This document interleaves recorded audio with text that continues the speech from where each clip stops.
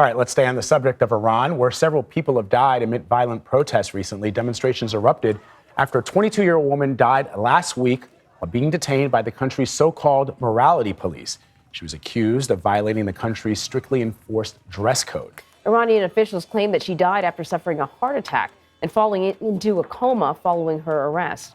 So here to discuss is 60 Minutes correspondent Lesley Stahl. She recently interviewed the country's president for 60 Minutes. Lesley, it's really good to have you here. Masa Amini, I want to say her name. This is the young lady who was accused of improperly wearing the hijab and was arrested. And that is why we're seeing these protests. But there have been protests kind of ongoing in Iran for a while. I want to get your take on the protests you're seeing now, but also where it sort of falls within the protests that have been happening. Well, you get the sense that there's been a simmering unhappiness with the theocracy. They called him a liberal president. And then this new president, Raisi, tightened things. It's awfully hard to take away a liberty, a freedom, for any leader. If you're going to tighten, you're going to have people protest. I mean, we don't want our freedoms taken wherever we live. And so, you know, he's going to be having protests everywhere because women have had more freedom than they have now. The morality police in the last regime were kind of put in a box, told to lower the flame, and women were not harassed. You know, it's a law in Iran that a woman wear the hijab. It's a law. It's not something that they prefer. When you leave the plane, you can't get off the plane if you don't have a scarf on. And that's everybody. I mean, I've seen you and All other women female correspondents, Western board. correspondents, yeah. But what I found interesting in Iran, and I was there a couple of years ago to do a story on women soccer players, is in Iran, they wear the scarf way back off their faces, hair all sticking out, lots of makeup, very beautiful women. Blonde women, the last time I was there's a lot of platinum going on around faces. So they have had for a long time this sense that, okay, I'm wearing my hijab, but my face is going to be seen. Now they want it to come forward. No one knows. I haven't read a word about what this young woman was wearing or not wearing. Right. Right. So we don't actually know what the infraction was.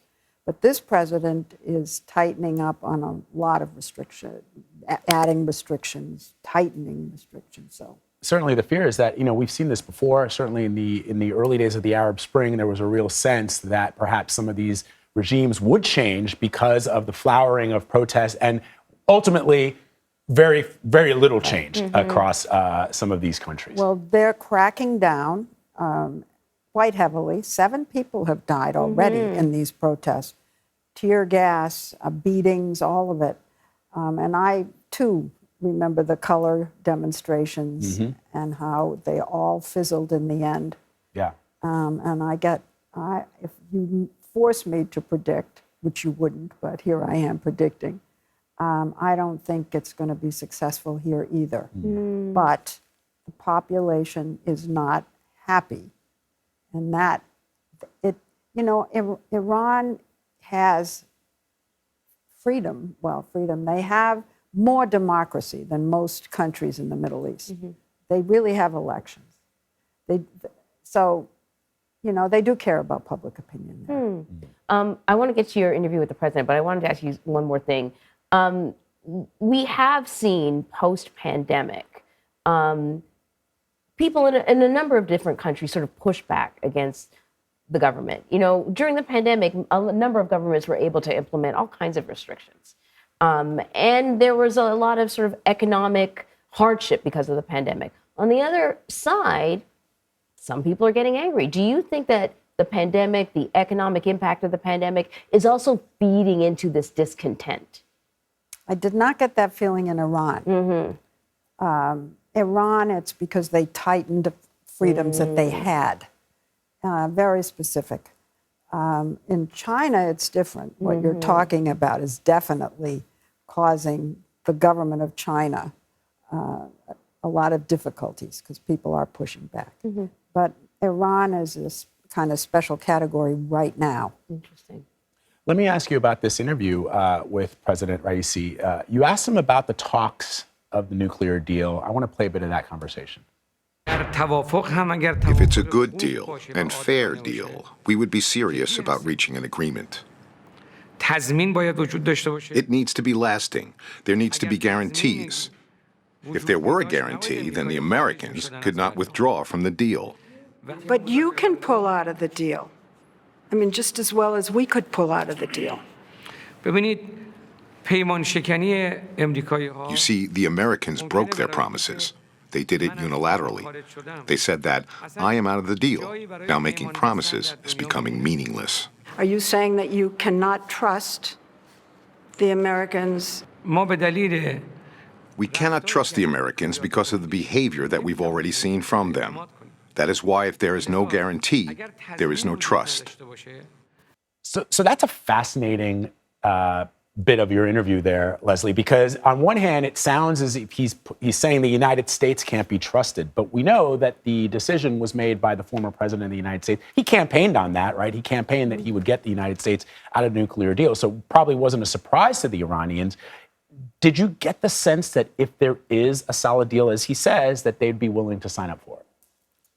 Well, if they get what they want, yeah, they'll sign I mean, it. President Obama was able to figure out a diplomatic solution. They don't like Biden any more than they like Trump because Biden's kept the sanctions on, and he says that flat out. We wondered why he agreed to the interview. I'd been asking for an interview with the last president. I think I was over at that UN compound a lot. I can't tell you how many times, but the minute this man came in, he agreed. He agreed. And interesting. Yeah, that's what we thought. Why? What does he want to say? What is his message? Why does he want to talk this way to the American people? And I was surprised, just what you're talking about, defiance. That was the message. I am not here to compromise with you. We hate you as much as we ever have. We, being the government, think you're the great Satan, as you have been since 1979. And he didn't mince words on Israel either when you asked him about Israel, that. well, I mean, that was not a surprise to me, by the way. Me too. I was actually surprised too, because I thought that he would use some kind of. No, I wasn't surprised. Oh, you weren't surprised? No, I was not surprised. I was more surprised about the tone toward the Americans. But his message, and it's the same message he delivered at the UN, no inch, we're going to stand up to you. We now have new allies in China and Russia, and we don't feel we need to give in order to get you to lift those sanctions. We'd like you to lift the sanctions. We want the sanctions lifted, but we are not going to compromise. Now, that's his message. Doesn't mean they won't compromise, but that is the message. That is why he wanted, I think, why he wanted to talk on 60 Minutes. Yeah, I mean, he knows the size of the audience and the reach that 60 Minutes has, and the best venue for him to share his. But the message was clear, and I was so surprised that his speech at the UN was identical. Right, to what he said to you. Yeah. Incredible. Yeah, in tone and substance. Wow. I just want to add, if it's okay, yeah, absolutely, that the people that we met on the streets were lovely, extremely welcoming. And now I'm interpreting, and I get things wrong, but the message I thought I was getting was, we don't like this government, and we like Americans, and we want to be friends again.